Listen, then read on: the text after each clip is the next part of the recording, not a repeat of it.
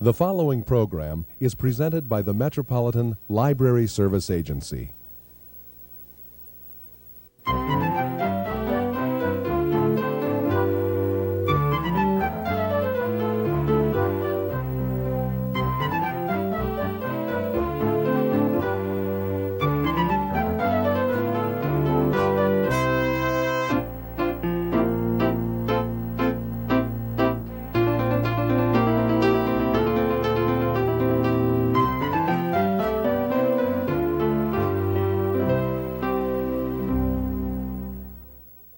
Hello, welcome to All About Kids, a program focusing on the interests of children and young people and some of the issues affecting them. Great things are happening in some of the area's schools. Today, All About Kids is on location at Wilder School in Minneapolis. We'll be talking to Principal Azell Smith, who describes the philosophy behind the fundamental school concept. We'll be taking a look at some of the classrooms. The social studies classes are studying Greek mythology. The challenge class is studying algebraic equations in an interesting and innovative way. And we'll hear some wonderful music from the 7th grade chorus. Mr. Smith, it's a pleasure to be here at Wilder Fundamental School today. And we're going to be taking a look at what's going on in some of your classrooms. But first of all, I'd like to get an idea from you a little bit about the philosophy behind what's going on in the school. Tell us some of the things that you think are really important. Okay. Well, thank you for coming. The philosophy in terms of the fundamental program is one of tradition, emphasizing basic skills, math, reading, writing, communicating. And we are no different from any other institution, but we basically concentrate on those foundational courses, such as reading and math and writing. Those skills.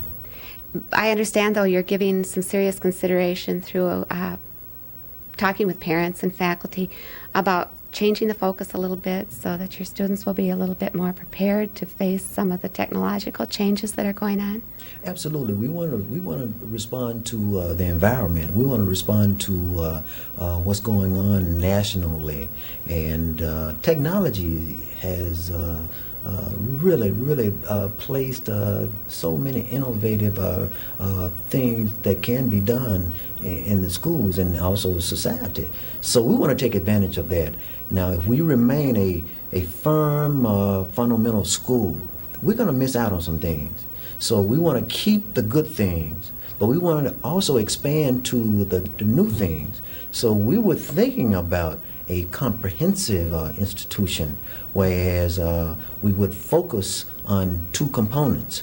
We would focus in on junior achievement, building that business partnership, one, and we really feel real good about developing another component, which is the community service part of it, whereas our students will have the opportunity to go out into the community and do some things with community agencies.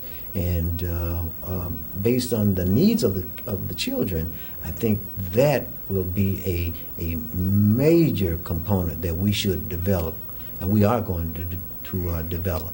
It's an interesting idea because your students are fairly young. They're kindergarten through 7th grade at this point, and will be 8th grade next year, I understand. Yes. So how do you plan to get those little biddies involved in the community? Well, I think there's never a time whereas we can involve young students too soon. Even the kindergartners can get involved in going to the nursing homes and talking with residency that are there in the nursing homes and getting ideas and sharing and relating.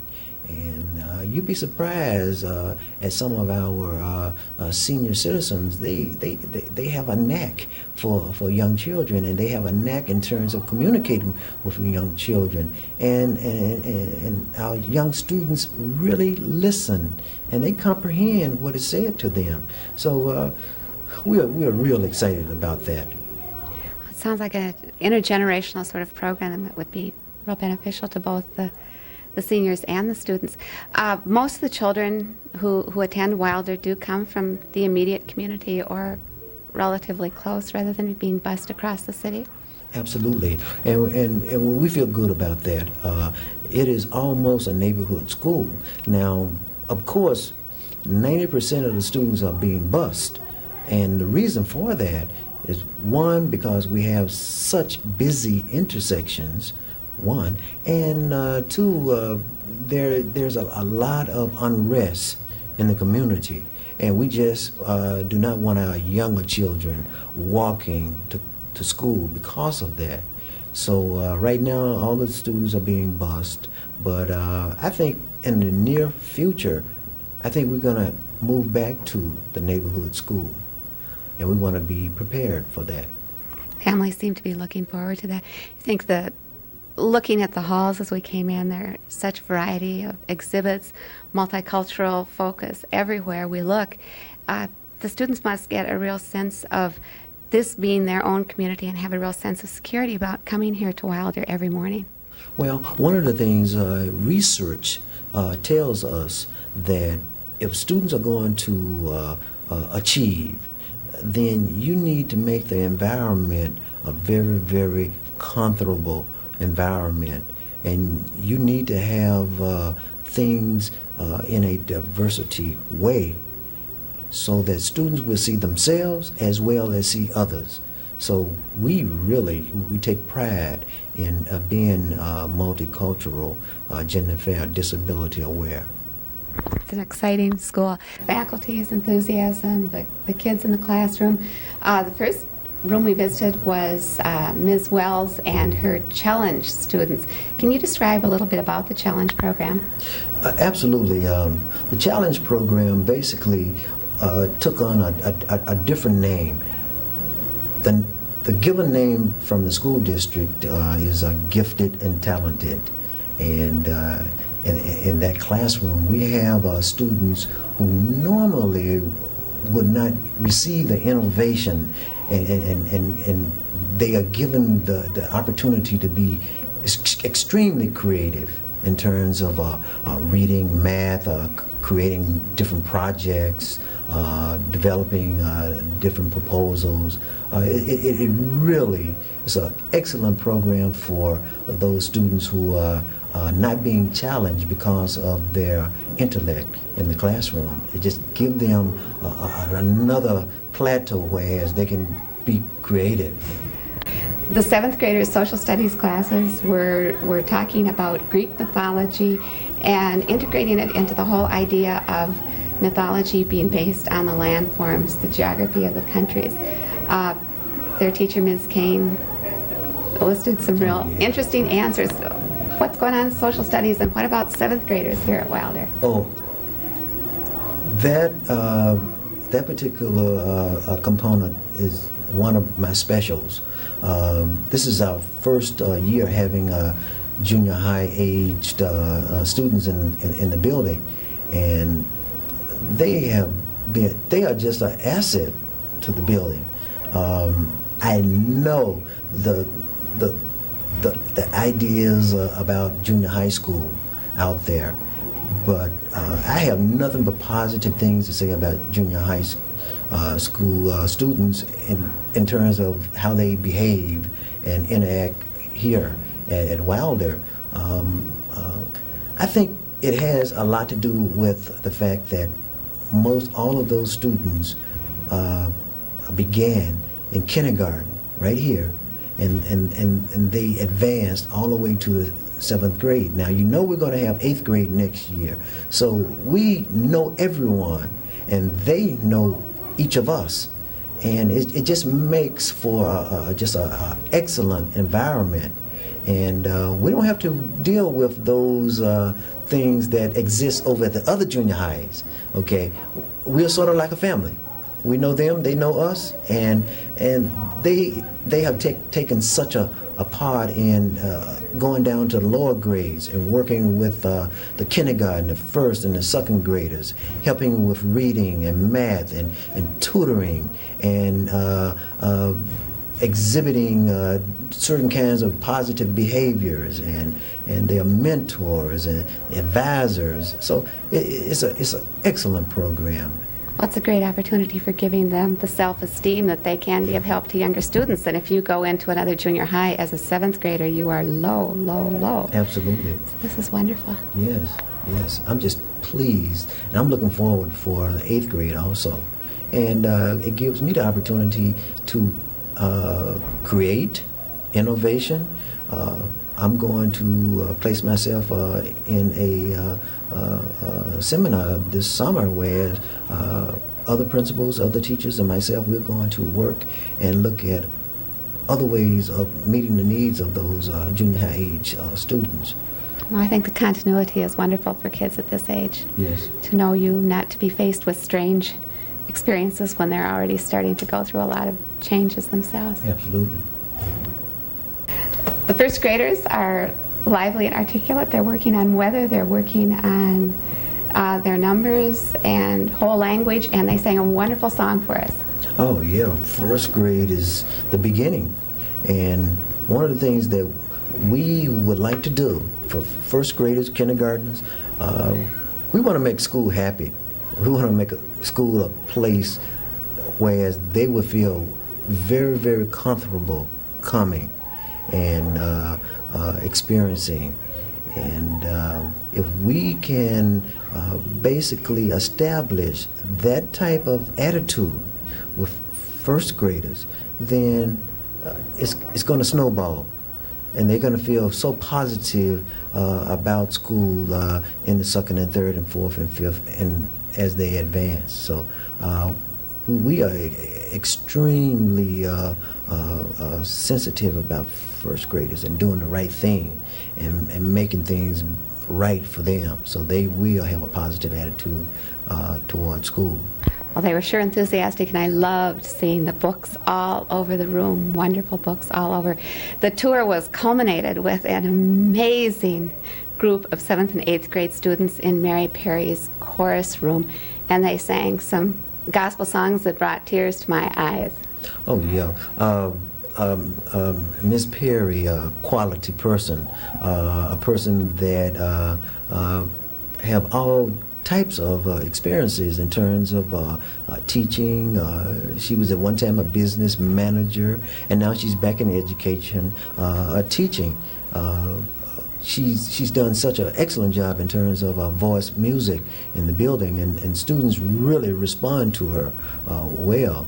And she's had the opportunity to bring out the best of the best. And it has showed those enthusiastic junior high school students doing a wonderful job singing. Mr. Smith, thank you for a great morning here at Wilder Fundamental School. Well, thank you for giving us the opportunity to give you some of the things that we're doing here at Wilder Fundamental. And I hope we can be of service to you at a future date. Wilder School is a real learning environment. Let's take a look at Helen Wells' challenge class, studying algebraic equations, and go on into Carol Kane's social studies class and hear a little bit about Greek mythology, and end up with a rousing finale in Mary Perry's junior high chorus. We're doing algebraic equations. What grade are we in? Sixth. Do you usually do equations in 6th grade? No. Why are we doing that? Because what? We're in visual thinking. You're learning visual thinking. It's a challenge. It's a challenge. What about when you get in 9th grade? Do you think you'll be able to do algebra easier? Yes. Okay, let's see. For everybody that doesn't know, what is this? It's what? X. What is X?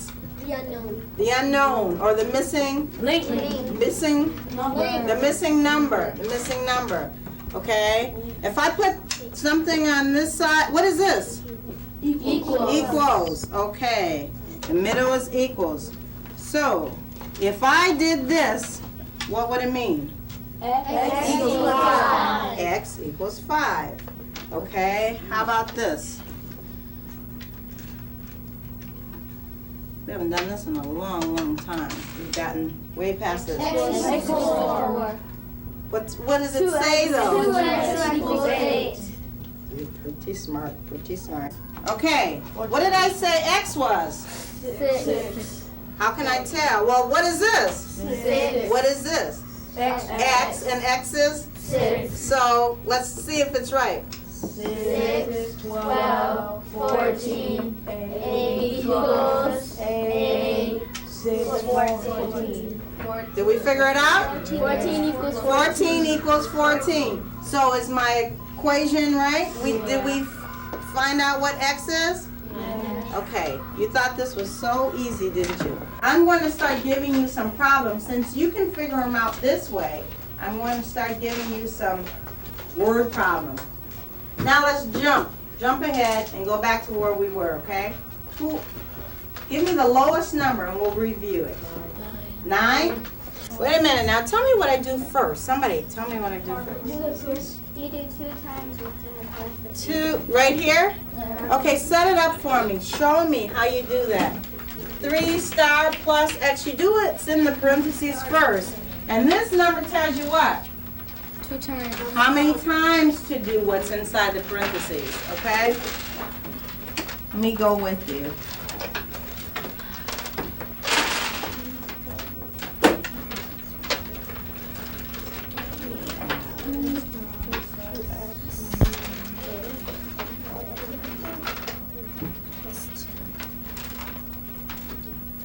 Should we do the problem as well? Yes, set the problem up.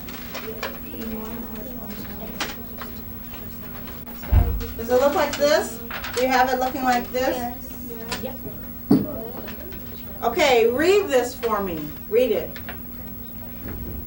2 times 3 star plus 1 equals 2 star plus 10. Okay. Does it look? Everybody got it looking like this? Okay. What can I do? What should I start out doing? Take off the 1. How many stars should I take off? 2. Why? Because you can only take 2 because I'm. Okay. Now what else can I? Can I take any more stars off? No. Now what can I do? Take 2 ones out of the 10. And now what do I do? Change the 10 to 8. Okay. But it says, read this. 4 star equals 8. If 4 star equals 8, I solve it for star. Star equals 2. because 4 of them equal 8. Okay? This is 1/3 of the 7th graders here at Wilder, and this group comes to class here every morning for almost a 2-hour period, and in that time we have a whole language approach to language arts, and we also have social studies, and we try to make connections in the interrelatedness of all of our lives by tying these 2 courses together. And almost always we try in our philosophy of education here to culminate our learning with some type of hands-on experience, something that is going to be on display or something that we make that kind of brings out what we have learned, at what level we've learned that. The project we're going to talk about today is the country of Greece and how its literature relates to the geography of that country. How did the landforms of the country of Greece tie into the stories about Greece? Can you tell us that? Because it always happened on water. Most of them are related to the waterways and the islands. Can you think of one of the myths that's related to the Mediterranean Sea and the waterways? Where sailing went on, they went to another land and came back, the island area. What were you going to say? Hercules. Okay, can you tell us something from Hercules that has that? He traveled from Mediterranean to Spain. The books that we've gone through here involved, you had a chance to select your favorite myths as you went through that, and we read about some of them. Does anybody have a favorite you'd like to kind of briefly tell us about?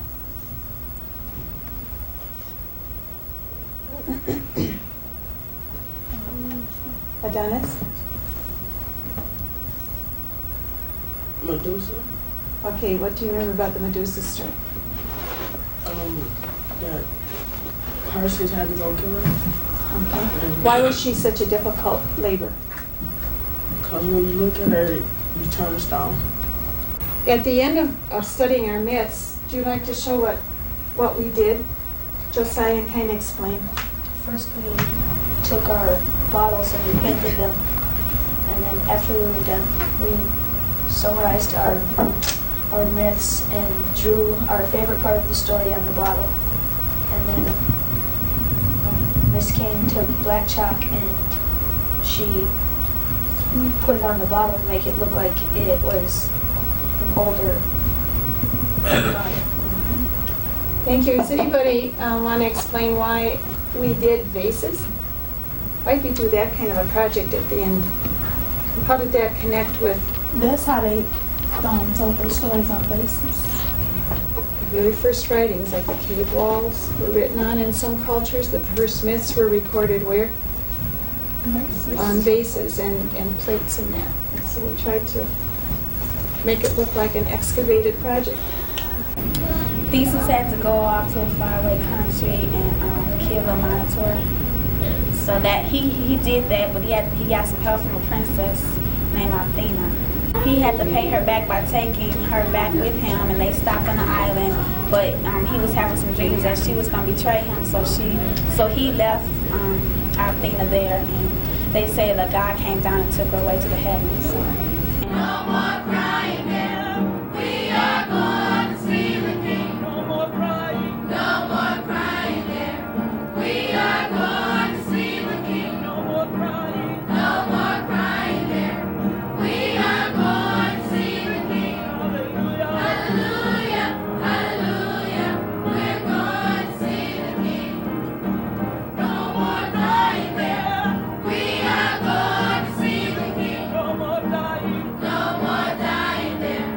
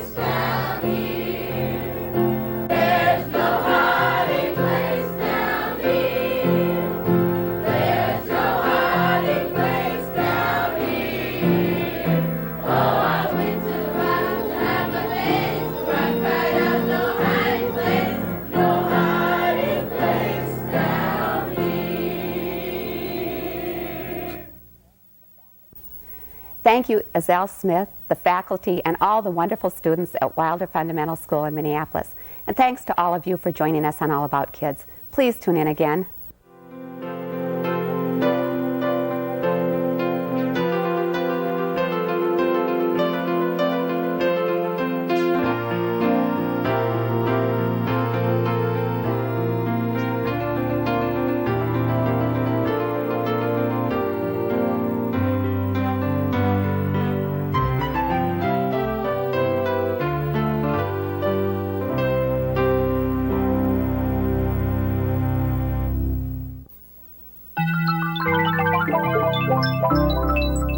This has been a presentation of Hennepin County Library in conjunction with the Twin Cities Metropolitan Library Service Agency.